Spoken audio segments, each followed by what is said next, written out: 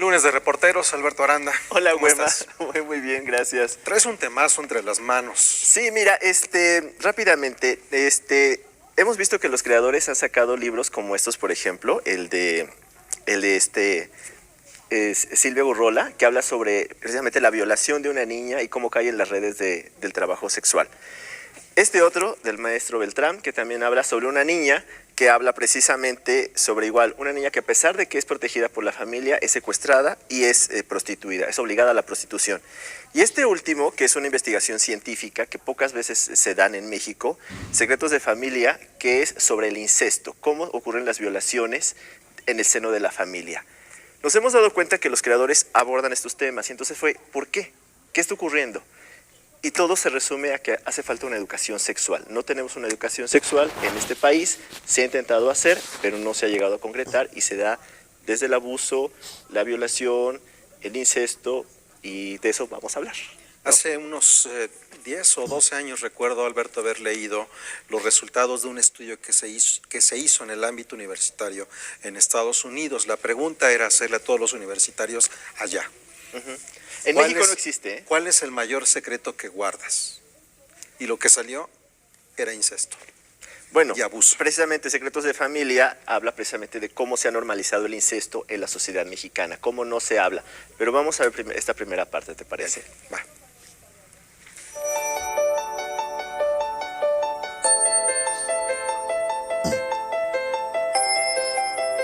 Es sumamente importante la educación sexual y organizaciones como la que yo te mencionaba, Corazones Mágicos, yo he visto su trabajo, son fantásticos. Ellos van a kinders que están en educación preescolar con niños de 4, de 5 años y les empiezan a hablar cuáles son tus partes privadas, cuáles no son tus partes privadas, qué es lo que puede tocar a alguien, qué es lo que no puede tocar, qué es un buen secreto, cuáles no es un buen secreto, cómo te hace sentir un secreto. Si te hace sentir mal, entonces no lo guardes, dilo.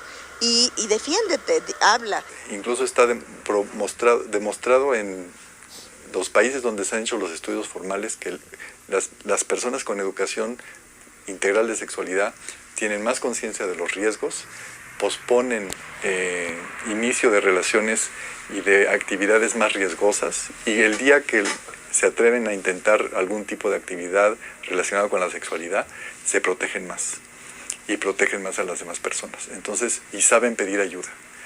Entonces hay menos embarazos no deseados, hay menos violencia y se sabe evitar violencias cuando hay esta verdadera formación.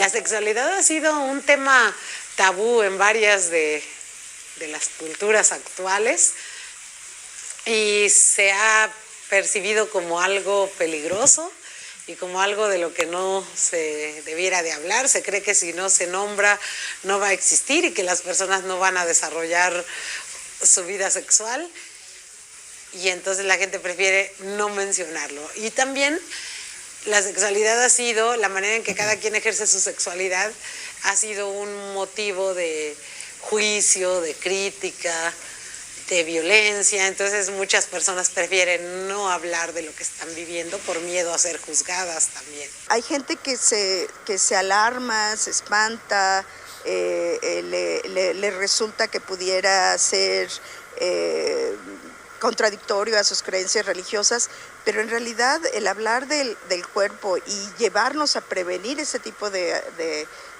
abusos, no hay de otra. Tienes que hablar las cosas por como son, y hay maneras muy sutiles de hacerlo. Hay formas de educar a los niños desde su etapa, a su nivel, con el lenguaje apropiado, y créanme, estaríamos previniendo una cantidad no solamente de abusos, pero también de embarazos.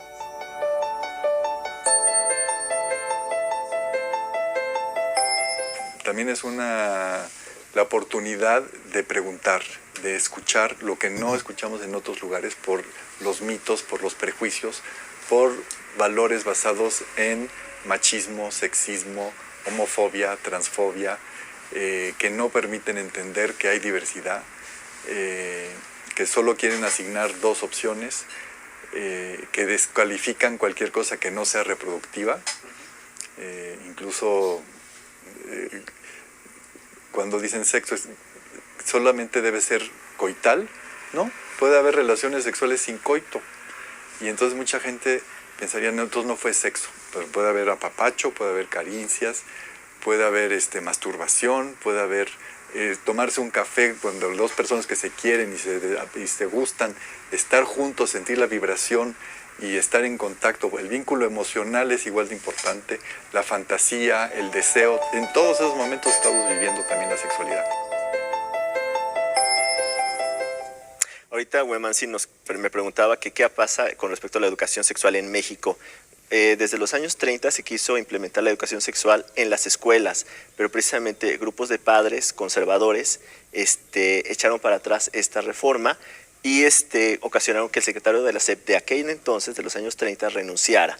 Después, en los 70, con la creación de la CONAPO, además de tratar de detener o frenar el crecimiento de la población, se metió precisamente el tema de la educación sexual. En el 75 se metió como una unidad de estudio en los libros de texto, pero solamente a nivel biológico, ¿no? Y se han dado varios intentos. En la Ciudad de México se creó un libro muy importante, pero como la educación es a nivel federal, entonces el libro nunca se distribuyó en las escuelas y nunca se aplicó. Ahora, a principio de año, se dio una reforma en el artículo 3 constitucional en donde ya se estipula que tiene que haber educación sexual en las escuelas. Entonces esperamos que precisamente se implemente este artículo 3 y se haga frente precisamente a embarazos no deseados, a abuso para niñas, para niños también. Que también hay mucho. Que también hay muchos, el incesto. Y la discriminación. También, precisamente, todo eso va englobado en estas cuestiones. Y precisamente para hablar de discriminación está Maribel Ortega, que nos habla de la sexualidad en las personas con alguna discapacidad.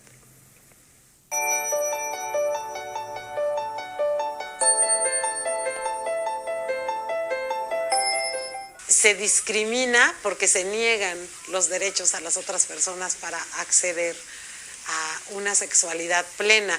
Entonces, desde ahí se descarta a las personas adultas mayores, a niños y niñas y a personas con discapacidad, como si las personas que no entramos dentro de esos estereotipos no tuviéramos sexualidad. Las personas con discapacidad amamos, tenemos deseos sexuales, sentimos placer, tenemos esa posibilidad de trascender, ya sea teniendo hijos biológicos o trascendiendo de otra manera en la sociedad.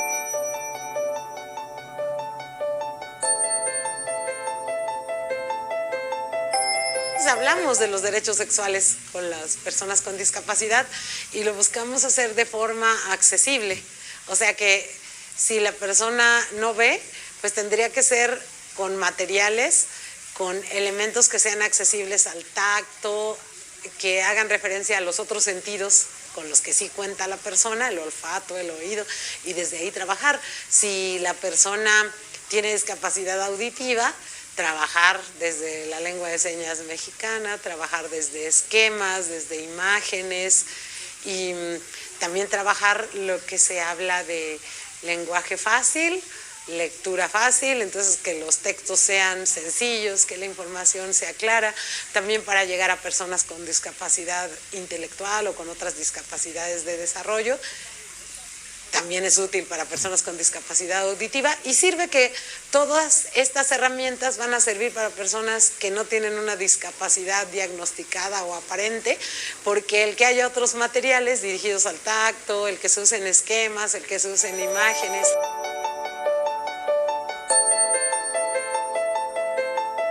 Estos son modelos que fueron inspirados en flores, son modelos de órganos sexuales femenino y masculino y lo que estaría en el pétalo, en los pétalos de las flores son los órganos externos y lo que estaría adentro del cierre que está en el tallo de las flores, son los órganos internos y tienen diferentes texturas.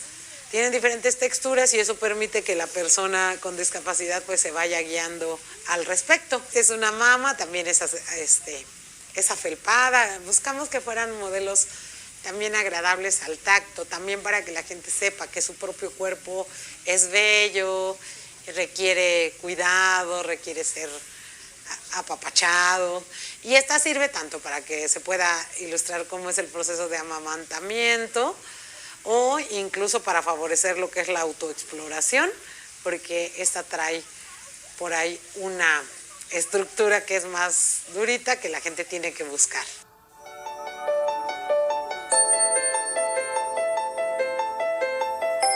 Se ha trabajado la asistencia sexual, que una persona con discapacidad pueda tener otra persona que le brinde asistencia sexual, por ejemplo, alguien que no puede tocar su propio cuerpo, pues que otra persona pueda tocar el cuerpo de la persona con discapacidad para que la persona se reconozca o tenga sensaciones que no tendría porque no podría tocar su propio cuerpo, por ejemplo, ¿no? Siempre y cuando esta sea una decisión de la persona con discapacidad y quien lleva el control es la persona con discapacidad de la asistencia que necesita. O, por ejemplo, dos personas con discapacidad motriz que desean tener contacto cuerpo a cuerpo y que no pueden acomodarse por sí mismas, por limitaciones en sus movimientos, piden a alguien que sexualmente les asista y les acomode de la forma que ellos necesitan para poder tener ese contacto cuerpo a cuerpo, por ejemplo. Muy interesante tu reportaje, Alberto. Hay una parte que también has trabajado, digamos que esto que compartes el día de hoy, lunes, vamos a ponerlo como preliminares. El clímax lo presentas mañana, ¿no? Bueno, hay una tercera parte y le agradecemos a la maestra Patti Kelly que nos abrió las puertas y que la felicitamos por el programa que estrenó este domingo en Canal 11. Precisamente ella habla sobre la sexualidad en los adultos mayores, porque la sexualidad no solamente es para adolescentes o adultos, es desde los niños hasta los adultos mayores. Y entonces el tema es muy amplio. Es para seres vivos.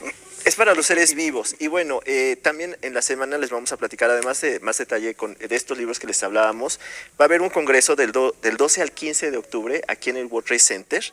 Se va a hablar el Congreso Nacional de Educación Sexual y Sexología y el Congreso Mundial de Salud Sexual. Se van a abordar desde la academia, desde la ciencia, todos estos temas. Y algo que tú comentabas, no solamente tiene que ver con cuestiones reproductivas o cuestiones de salud, sino tiene que ver con el placer. Con las ideas de placer. Sí, exactamente, porque el sexo, el tener sexo no tiene que ser una cuestión culposa, ¿no? Ese a final de cuentas tiene que dar placer y como escuchábamos, el placer va desde compartir un café, una lectura, una compañía, no tiene que haber un coito para ello. Perfecto. ¿No? Pues Alberto, en deuda para el día de mañana ese reportaje y es un tema del cual tendremos que hablar si es que también queremos que cambien muchas cosas de las que vivimos. Sí, no se pierdan a la maestra Patti Kelly porque es verdaderamente interesantísimo lo que habla sobre la sexualidad en los adultos mayores. Perfecto.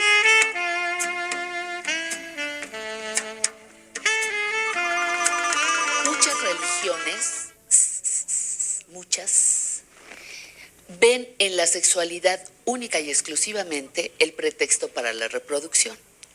Una vez que este se termina, no se piensa en el placer, no se piensa en el bienestar, no se piensa en nada más que en la reproducción. Y el sexo es para tener hijos y punto, ¿no? Esa es la primera cosa que nos quitan. Segundo, el periodo de la vejez es un periodo poco aceptado, poco grato, nadie quiere pensar en él, tampoco nos dan derecho al placer. ¿Por qué? Porque vejez es estar jodido, ¿no? Entonces solo jodidos y los jodidos no tienen placer y no tienen sexo y no tienen bienestar. Entonces llega un momento en el que dices, bueno, ¿qué es esto? No estoy muerto. A la gente que nos está viendo, estamos viejos, pero no estamos muertos. ¿Qué quiere decir eso? Que se les ha olvidado que la sexualidad, además de la reproducción, nos sirve para dar y recibir afecto.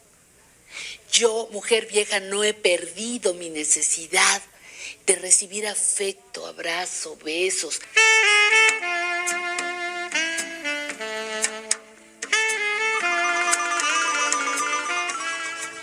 ¿Cuántas abuelas hoy no siguen aguantando a un abuelo violento? Que puede ser tu abuelo o el mío. Abuelos violentos, maltratadores, físicos, emocionales, sexuales, ¿no? Entonces hay una serie de cosas que no se han hablado y las viejas de hoy han aguantado muchísimo el maltrato, la violencia, y la insatisfacción sexual. Ahora hay que decirles, a ver, ok, no tuviste orgasmo. ¿Se puede tener orgasmo en la vejez? Sí, sí se puede tener. Hay que trabajarlo, hay que aprender a reconectarte con tu cuerpo. Porque el placer era malo, porque el placer era castigado.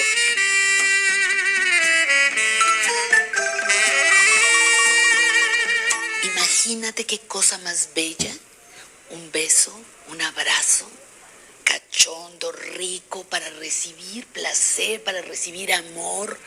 Qué padre irme a bailar, qué padre ir a disfrutar de los postres más deliciosos que a mí me gusten. ¿Por qué tengo que renunciar al placer? Y las personas adultas mayores necesitamos que nos hablen de sexualidad, aunque yo no la ejerza, entre comillas, porque todas lo ejercemos. Cuando yo me levanto, me arreglo, me pongo perfume, bailo, estoy ejerciendo de alguna manera mi sexualidad, estoy manifestando, no ejerciendo, estoy manifestando mi sexualidad. Entonces, el afecto y el placer, yo insisto que no hay que olvidarlo como grandes derechos de las personas adultas mayores. La vida sexual en todas las edades es más que un coito. Y con mayor razón en la vejez.